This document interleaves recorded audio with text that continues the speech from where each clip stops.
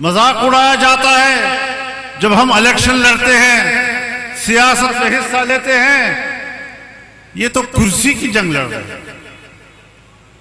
کرسی کی جنگ، اقتدار کی جنگ، اس کا مذاق اڑایا جاتا ہے۔ ہاں، آپ کرسی کی جنگ لڑ رہے ہوں گے، آپ مفادات کی جنگ لڑ رہے ہوں گے، آپ کے نزدیک سیاست جھوٹ اور چالاکی کا نام ہوگا، آپ کے نزدیک سیاست کرسی کی جنگ ہوگی، لیکن ہم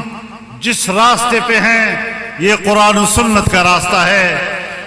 اللہ رب العزت نے فرمایا اليوم اکملت لکم دینکم واتممت علیکم نعمتی ورضیت لکم الاسلام دینا،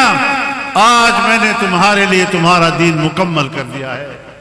اور میں نے اپنی نعمت تم پر تمام کر دی ہے اور اسلام کو تمہارے لیے ایک نظام حیات کے طور پر پسند کر دیا ہے۔ اب آپ مجھے بتائیں، علماء کرام ہیں آپ، ہمارے اکابر نے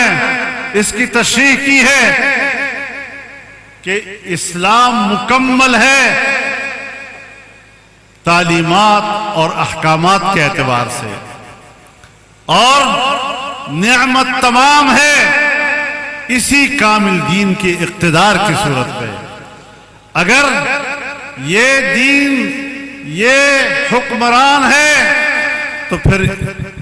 اس نعمت کا سب سے کامل اور مکمل فرد یہی ہو سکتا ہے۔ اس کے علاوہ تو ٹھیک ہے، ہمیں اللہ نے کلمہ بھی نصیب کر دیا، ہمیں اللہ نے نماز روزہ بھی نصیب کر دیا، ہمیں اللہ تعالیٰ نے حج اور زکوٰۃ بھی نصیب کر دیا، ہمیں شرعی احکامات بھی اپنے گھر اور خاندان میں نصیب کر دیے، لیکن ایک مملکتی زندگی میں